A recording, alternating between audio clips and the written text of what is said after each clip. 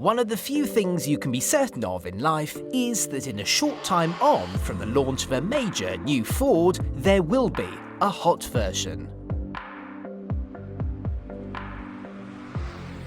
So, 12 months on from the regular, cooking, humdrum models of the Focus, we've now got this, the ST. And judging by how good the Fiesta ST is, you can expect this Focus ST to be best in class, can't you? It's going to go right to the top of the tree, isn't it? So why have we come to the south of France to find out something we already know the answer to? Hold on a moment. While the Fiesta is certainly the best super mini hot hatch, the Focus has always had it harder.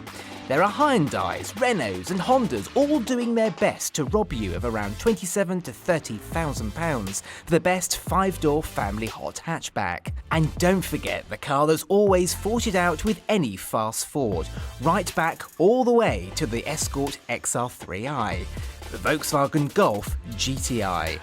To give the Focus a fighting chance, Ford has handed it over to its Ford Performance division and given it lots of fancy new tech. The chassis has been tuned with 15% faster steering than the regular Focus and bespoke steering knuckle geometry, a different motor for the electric power steering, a 10mm lower ride height with dampers that are 20% stiffer at the front and 13% stiffer at the rear.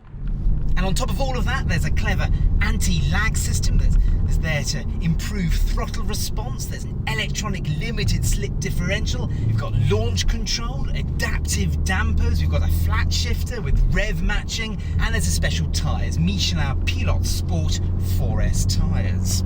So, on paper, this sounds like it's a Ford Fiesta ST that's been put through the photocopier, and that sounds very good indeed.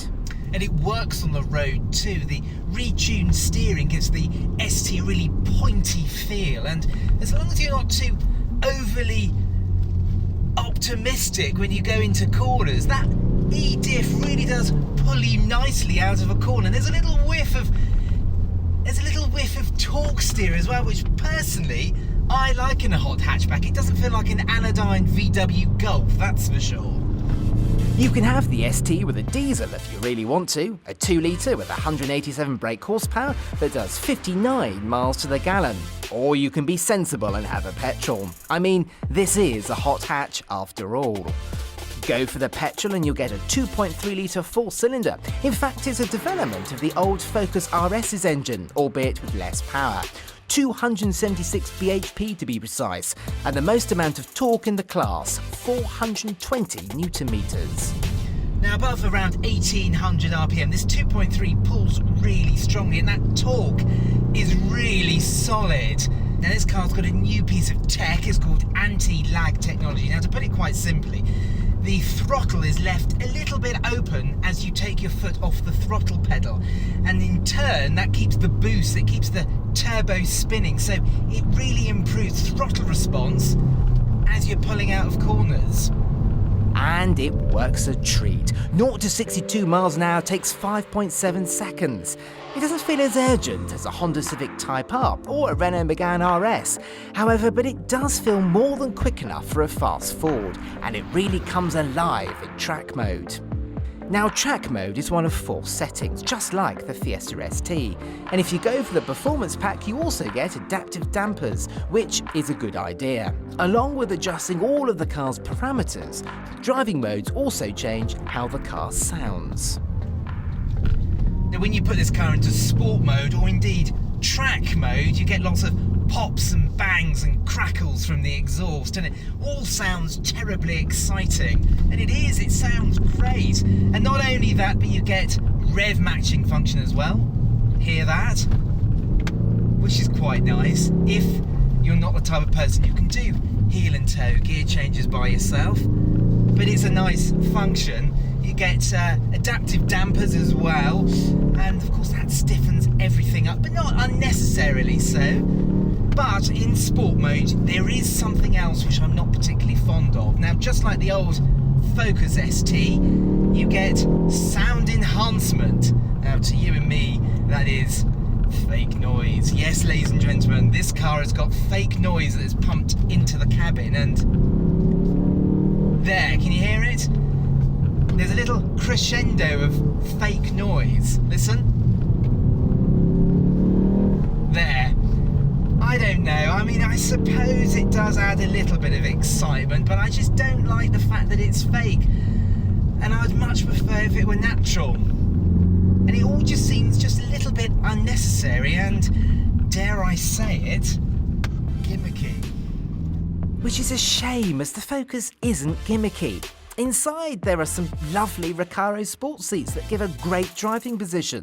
There's lots of equipment too, an 8-inch screen with sat-nav, Apple CarPlay and Android Auto is included, along with 19-inch alloys, adaptive LED lights, a rear view camera, adaptive cruise, a B&O stereo, heated seats and steering wheel and loads of safety kit. And I mean loads. There's lane keep assist, park assist and evasive steering. And the boot is big. It's not massive, but it's big enough. There's decent rear legroom too, and with a claimed 35.8 mpg and 179 grams per kilometre of CO2 for the petrol manual version, the ST should be easy and relatively cheap to live with. And if that's not enough, there's the diesel, an ST Estate, and an auto version coming later this year. But there's a but. It's the price. Now, sure, prices do start from around £27,000–28,000, but for that, you're going to be getting the diesel. Now, if you want this petrol 2.3 with a 6-speed manual gearbox, and of course, that is the one that you want, you're going to be looking at £32,000. Now, to put that into perspective, you can get a Hyundai i30N Performance with the e-diff, with lots of driving modes, lots of safety kit and similar comparable levels of equipment to this Focus ST for $29,500.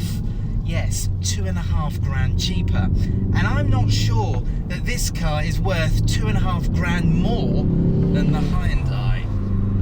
Now don't get me wrong, I like the new Focus ST. It's easily right at the top of the class for outright punch and everyday usability. It's just a shame then that in making the ST a great car to drive, Ford seems to have forgotten the staple ingredient for any fast Ford: value for money. Instead of undercutting the opposition, Ford has gone for big bucks. It's just a bit too expensive than it ought to be.